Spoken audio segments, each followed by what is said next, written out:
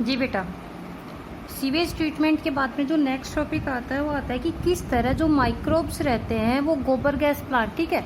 देखो पहले क्या रहता था, गांव में या हर जगह हम देखते थे कि जो भी कचरा रहता था बेटा उसको या तो डंप किया जाता था, पिट वगैरह बनाया, मिट्टी से उसको कवर कर दिया, या फिर मोस्टली उसको क्या करते थे, कई कई महीनों पड़े रखते थे। जैसे ही वो मैन्योर में चेंज होता था उसको क्या करते थे, खेतों में डाल देते थे। कुछ साल पहले एक नई टेक्नोलॉजी आई कि जो ये कंपोस्ट, जो डिग्रेडेबल ऑर्गेनिक मैटर होता है, अगर ये ऑक्सीजन की अब्सेंस में ब्रेक डाउन किया जाए तो इससे मीथेन गैस निकलती है। हम पूरी तरह अपनी गैस वगैरह में जो जितनी भी जो गैसेज यूज होती है, हम नेचुरल रिसोर्सेज के ऊपर क्या है, डिपेंड है।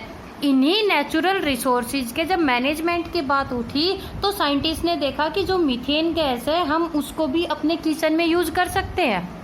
यानी कि एक और गैस है कि हम फॉसिल फ्यूल्स के ऊपर पूरी तरह डिपेंड भी नहीं रहेंगे, और इसके अलावा क्या हो जाएगा कि हमें हमारा फ्यूल मिल जाएगा जो कि हम किचन में या कहीं भी यूज कर सकते हैं। तब जाके ये बायोगैस प्लांट्स वगैरह का जो क्रेज था वो इंक्रीज हुआ, और आज के टाइम पे हर जगह, मोस्टली हर गांव में, हर सिटी में हमें बायोगैस प्लांट, गोबर गैस प्लांट देखने को मिलते हैं। वहाँ पर क्या किया जाता है, जो भी डिकम्पोजेबल ऑर्गेनिक मैटर होता है उससे दो चीज़ें बनाई जाती है, एक तो मैन्योर और दूसरी गैस। कि भाई वहाँ पर जब फर्मेंटेशन होती है, आप एक काम करो, अभी गर्मी का मौसम है, जिस दिन मम्मी दाल बनाए ना, गैस को जो कुकर रहता है उसको बंद कर देना और कम से कम 10-12 घंटे के लिए रखना। जैसे हम उसको ओपन करेंगे बहुत गर्म गैस निकलती है ना। तो बेटा वो जो नीचे जो दाल रहती है वो तो सड़ जाती है, उसके अलावा उससे गैस भी बनती है। यही इसका प्रिंसिपल है, एनारोबिकली किसी चीज़ को तोड़ना ताकि जो गैस निकले उसको भी हम यूज कर ले, और इसके अलावा जो वहाँ पर जो वेस्ट था वो किस में चेंज हो जाता है, मैन्योर के अंदर चेंज हो जाता है। बायोगैस की सबसे मेन बात यही रहती है कि यहाँ पर जो गैस निकलती है सबसे ज़्यादा वो रहती है मीथेन, जिसको कि हम मार्श गैस के नाम से जानते हैं। कि जो ये गोबर गैस, जो ऑर्गेनिक मैटर रहता है बेटा, जब डीकम्पोज होता है और उसको डीकम्पोज करते हैं एनारोबिक बैक्टीरिया। क्यों? क्योंकि वो जो कंटेनर रहते हैं वो टाइटली पैक रहते हैं, जहाँ पर एयर वगैरह एंटर नहीं करती, ऑक्सीजन एंटर नहीं करती, और जो जिनको कि हम मिथेनोजेनिक, मीथेन गैस को बनाने वाले बैक्टीरिया रहते हैं, वो एनारोबिकली जब उस ऑर्गेनिक मैटर को तोड़ते हैं तो वहाँ से क्या निकलती है बेटा, गैसेज निकलती हैं। और उन गैसेज में जो सबसे ज़्यादा प्रोपोर्शन रहता है वो किसका रहता है, मीथेन का। मतलब कई सारी गैसेज निकलती हैं लेकिन जो सबसे मेन गैस जो ज़्यादा रहती है वो कौन रहती है, मीथेन। इसके अलावा कार्बन डाइऑक्साइड भी रहती है, नाइट्रोजन है, हाइड्रोजन सल्फाइड है, और नॉर्मल सा हाइड्रोजन होता है। अब क्या रहता है कि ये जो जितनी भी गैस निकलती है इसमें से 50% ऐसी एनर्जी रहती है जो कि हम मीथेन गैस, यानी कि हमें अगर 50% भी मिल रही है तो उसको हम क्या कर लेते हैं, अपने लिए यूज में ले लेते हैं। क्यों? क्योंकि जब हम इसकी कैलोरीफिक वैल्यू, ये आपके एक बार नीट में क्वेश्चन पूछा गया था कि जो बायोगैस है उसकी कैलोरीफिक वैल्यू कितनी होती है। कैलोरीफिक वैल्यू होती है 23 से 28 mJ पर माइक्रोब क्यूब, ठीक है। इसके अलावा एक क्वेश्चन और आया था, वो आया था आपके सीबीएसई बोर्ड के अंदर, और क्वेश्चन ये आया था कि जो भी ऑर्गेनिक वेस्ट होता है ना बेटा, जो भी डेड ऑर्गेनिक वेस्ट होता है उसमें सारी चीज़ें हैं, प्रोटीन भी है, फैट भी है, सेलुलोज भी है, हेमी सेलुलोज भी है। जो क्वेश्चन आया था वो यही आया था कि कौन सी चीज़ है जो सबसे ज़्यादा टाइम लेती है डिकम्पोज होने में और सबसे जल्दी कौन सी लेती है। ये नहीं, आपके पास ये नाम आएंगे। कैसे? कि जब हम बात करते हैं इस गोबर गैस की तो हमें पता है यहाँ पर मिनरल्स भी हैं, लिग्निन भी है और सेलुलोज भी होता है, और एक ऐसा वेस्ट जिसमें सारी चीज़ें रहे वो सबसे बेस्ट मैन्योर है ना। अगर अब हम इनकी आगे बात करेंगे बेटा तो क्या कहता है कि जो इफ्लंट या रेजिडुअल जितना भी वेस्ट रहता है, जब उनकी फर्मेंटेशन हो जाती है तो बायोगैस बनती है, और उस बायोगैस में कई सारी चीज़ें रहेंगी। जो वेस्ट रहता है, जो लेफ्ट सॉलिड रहता है, मिनरल, लिग्निन और इसके अलावा सॉलिड। आज के टाइम पे हज़ारों लोग हैं हमारी कंट्री में जो कि इस गोबर गैस प्लांट से जुड़े हुए हैं। अगर इस टेक्नोलॉजी कौन सी, गोबर गैस टेक्नोलॉजी की हम बात करें, इसका जो क्रेडिट जाता है वो जाता है KVIC और IARI बोर्ड में या नीट में। इनकी फुल फॉर्म पूछी जाती है। बायोगैस से रिलेटेड टेक्नोलॉजी को डेवलप करवाने में किन किन इंडस्ट्रीज ने यूज की, हेल्प की, KVIC के khadi and village industries commission and IARI Indian agricultural research institute. ठीक है, जो गोबर गैस की जब हम बात करेंगे हम इसको 3 फेजेज में पढ़ेंगे। कैसे बेटा, देखो 3 स्टेप रहते हैं जब बायोगैस और क्या वेस्ट बनता है। कैसे कि देखो, सबसे पहले तो जो जितना भी वेस्ट होता है, हमें पता है काऊ डंग है, सब्जियों के छिलके हैं, लकड़ी के टुकड़े, मतलब कुछ भी है, उनमें सारी चीज़ें हैं। किसी में प्रोटीन है, किसी में फैट है, सेलुलोज भी है, हेमीसेलुलोज भी है। तो पहले स्टेप पे जो डीकम्पोजर माइक्रोब्स, ठीक है, ये सॉलिड है और बड़े बड़े रहते हैं, तो डीकम्पोजर जितने भी रहेंगे वो उसको सबसे पहले सोल्यूबल फॉर्म में, यानी कि उनके जो कॉम्प्लेक्स फॉर्म होती है उसको सिंपल फॉर्म मतलब मोनोमर, पॉली फॉर्म से मोनोमर फॉर्म, ठीक है, सिंपल फॉर्म में लेके आई। ये काम किया डीकम्पोजर माइक्रोब ने। दूसरी स्टेज में अब जो माइक्रोब आएंगे वो डीकम्पोजिशन तो हो गई, अब आएंगे फर्मेंटेशन, खमीर उठाने वाले। उन सोल्यूबल फॉर्म से अब एसिड्स निकलेंगी, और कौन सी एसिड निकलेंगी इन फर्मेंटिव माइक्रोब से? Organic acid. In organic acid के ऊपर काम करेगा मिथेनोजन बैक्टीरिया, और वो उन एसिड को चेंज करेगा बायोगैस यानी कि मीथेन और CO2 में। तो जो ये गोबर गैस की जब हम बात करते हैं, ये 3 स्टेप में है। देखो, सबसे पहले तो सोल्यूबलाइजेशन हो रही है ना, सोल्यूबल फॉर्म में आ रहा है, दूसरा एसिड्स बन रही है, और तीसरा गैस बन रही है। क्लियर कि जो बायोगैस जो जनरेशन होती है वो 3 स्टेज एनारोबिक है बेटा, ये तीनों ही स्टेप एनारोबिकली होती हैं। और जब हम इस बायोगैस वेस्ट की बात करेंगे, इसमें ये सारी चीजें होती है।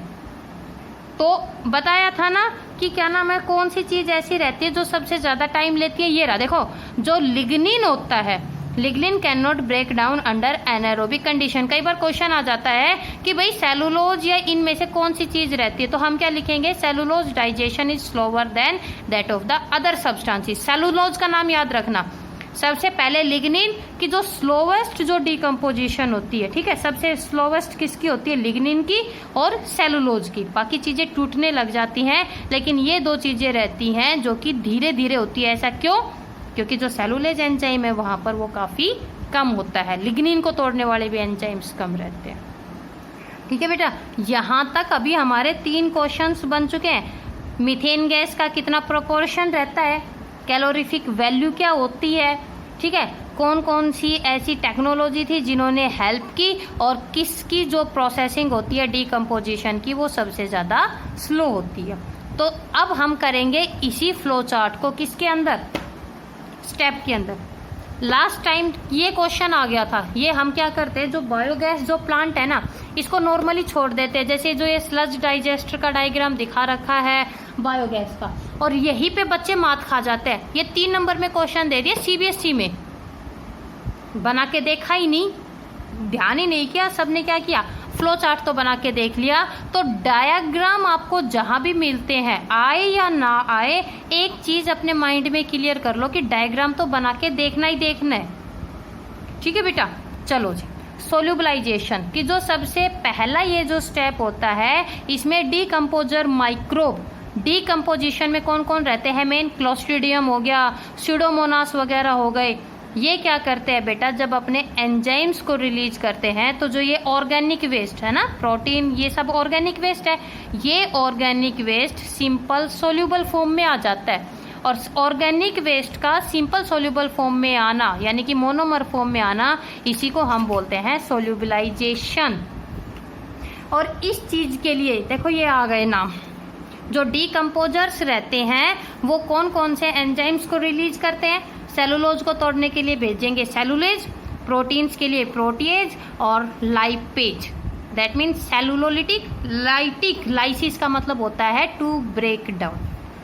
ऑर्गेनिक एसिड का बनना उन सोल्यूबल फॉर्म से, उसको बोलते हैं एसिडोजेनेसिस। सेकेंड स्टेज में अब कौन से माइक्रोब आ गए थे? फर्मेंटिंग, जो फर्मेंटेशन करते हैं, एसिटोविब्रो प्रोपियोनी बैक्टीरियम। याद आया इस बैक्टीरिया का नाम? जो स्विस चीज होती है उसके अंदर जो लार्ज होक्स बताए थे, है ना, वो किसकी वजह से आते हैं? Propionibacterium shermanii, because it is a fermenting microbe. और ये लोग मोनोमर को चेंज कर देते हैं ऑर्गेनिक एसिड में। और तीसरा स्टेप होता है कि जो मिथेनोजेन बैक्टीरिया रहते हैं इन ऑर्गेनिक एसिड को कन्वर्ट कर देंगे बायोगैस में, और उस बायोगैस में जो मेन रहती है वो कौन कौन है बेटा? मीथेन है और इसके अलावा कार्बन डाइऑक्साइड। अब उस बायोगैस को क्या करेंगे? टैंक में स्टोर कर लिया और उसको यूज करते रहते हैं। क्लियर हो गया? अब हम बात करते हैं कि क्या एडवांटेज होती हैं इन्हीं गोबर गैस या मीथेन गैस, या जिसको कि हम बायोगैस या मार्श गैस के नाम से जानते हैं। एनर्जी भी मिलती है, मैन्योर भी, है ना? एनर्जी मिल रही है, गैस भी बनती है और मैन्योर भी खेतों में काम आ जाता है। बायोगैस की जब हम बात करेंगे हम उसको इजीली स्टोर कर सकते हैं और इकोनॉमिकली, यानी कि हमारे अगर मान लो कोई भी है जो कि इकोनॉमिकली स्ट्रॉन्ग नहीं है, अगर वो मीथेन गैस को यूज करना चाहे तो इजीली कर सकता है। क्लियर बेटा? बायोगैस की जब हम बात करेंगे तो ऑर्गेनिक वेस्ट इसमें कम्प्लीटली क्या हो जाता है? बर्न हो जाता है। एनर्जी जो वैल्यू रहती है बायोगैस की वो ऑर्गेनिक मैटर से काफ़ी कम होती है, तो उसको हैंडल करना काफ़ी इजी रहता है। ये एडवांटेज भी आती है 1 या 2 नंबर में। फीकल पैथोजन डिजीज कॉजिंग, तो जो ऑर्गेनिक, देखो जो कूड़ियों के ऊपर कभी देखना कितनी जो ये बी वगैरह कितने माइक्रोब्स घूमते रहते हैं, बीमारियों के चांसेस बढ़ेंगे। और अगर हमने गोबर गैस बना ली तो इसकी वजह से क्या रहेगा? जो पैथोजेनिक माइक्रोब्स है वो धीरे धीरे करके क्या हो जाएंगे? कम। यानी कि ये सैनिटेशन और हेल्थ केयर में बहुत इंपॉर्टेंट होता है। फर्टिलाइजर्स, जो कूड़ियों का खाद हम 6 महीने तक डाले रखते हैं फिर उसको खेत में डालते हैं, तभी वो पूरी तरह नहीं टूटता, लेकिन गोबर गैस प्लांट में जो मैन्योर है वो पूरी तरह बन जाता है और जो उसकी फर्टिलाइजर वैल्यू होती है बच्चे वो क्या हो जाती है? इंक्रीज हो जाती है। जब ये प्लांट पैथोजन सेपरेट होते हैं तो कई ऐसे रहते हैं जो क्रॉप वगैरह वाले, क्योंकि देखो जब हम मैन्योर डालेंगे तो उसमें वो माइक्रोब है जो कि उस ऑर्गेनिक वेस्ट को तोड़ते हैं। अब देखा होगा कि जो धान वगैरह के खेत है या तो उनको जला दिया जाता है, या हमारे इधर भी जो ये कॉटन कपास हम जिसको बेलते हैं उसकी जड़ें क्या रहती है? मिट्टी में ही रहती हैं। लेकिन अगर ये माइक्रोब्स वहाँ पर जाएंगे तो उस वेस्ट को क्या करेंगे? ख़त्म कर देंगे। और इसके अलावा बायोगैस की वजह से पोल्यूशन भी कंट्रोल में रहता है। ठीक है बेटा? अब हम पढ़ेंगे microbes as biological control. Biological control का मतलब 2 ही लास्ट टॉपिक बचे हैं। डीडीटी यूज कर रहे हैं पेस्ट वगैरह के लिए, इंसेक्ट के लिए। हम पेस्ट को भी ख़त्म करेंगे, इंसेक्ट को भी ख़त्म करेंगे, लेकिन केमिकल से नहीं। ध्यान से सुनना बेटा, एक लिविंग को दूसरे लिविंग के अगेंस्ट यूज करेंगे। क्या बोला मैंने? एक लिविंग को दूसरे लिविंग के अगेंस्ट यूज करेंगे। जैसे कि हम मान लो किसी चीज़ को मारते हैं तो डीडीटी यूज करते हैं, उस डीडीटी की जगह एक ऐसा माइक्रोब यूज करेंगे कि जो हम नहीं कहते कि जितनी भी सब्जियां हैं, जितने भी फ्रूट्स हैं दवाइयों के हैं। क्यों बोलते हैं? क्योंकि दवाइयाँ, केमिकल सेपरेट होते हैं। तो केमिकल को हटा के, ठीक है, केमिकल्स की जगह जब हम माइक्रो ऑर्गेनिजम्स का यूज करें किसी भी चीज में, उसी को बोलते हैं biological control, bio control agents. यही है ना कि हमें पता है कि हम अपने क्रॉप प्लांट्स में पैथोजन, पेस्ट वगैरह को रिमूव करने के लिए बहुत से केमिकल पेस्टिसाइड यूज करते हैं। अभी भी तो करते हैं ना। जैसे ही वो अभी तो ट्रैक्टर से दवाइयाँ सेपरेट करने लग गए। बड़ी सी एक पाइप ले लेते हैं, दवाई भर लेते हैं और उसको पूरे खेत के अंदर सेपरेट कर दिया जाता है। तो जो ये केमिकल पेस्टिसाइड्स हैं ये वीड्स वगैरह को तो ख़त्म कर देते हैं, पैथोजन का जो अटैक रहता है उसको भी कम करते हैं, लेकिन बहुत से ऐसे इंसेक्ट, वॉर्म्स और बर्ड्स वगैरह हैं उनको भी क्या करते हैं बेटा? नुकसान पहुंचाते हैं। पहुंचाएंगे, ऑब्वियस सी बात है। पहले हम देखते थे कि कितने सारे ऐसे जानवर थे जो कि घूमते रहते थे खेतों में। आज के टाइम पे कम हो गए। क्यों कम हो गए? क्योंकि केमिकल्स का यूज होने लग गया। ठीक है, तो अब हम माइक्रोब्स का यूज पढ़ेंगे इसी हमारे फील्ड्स के अंदर, क्रॉप्स के अंदर, कि किस तरह हम यूज करने के लग रहे हैं माइक्रो ऑर्गेनिजम्स को to improve the quality and quantity of the crop. Clear?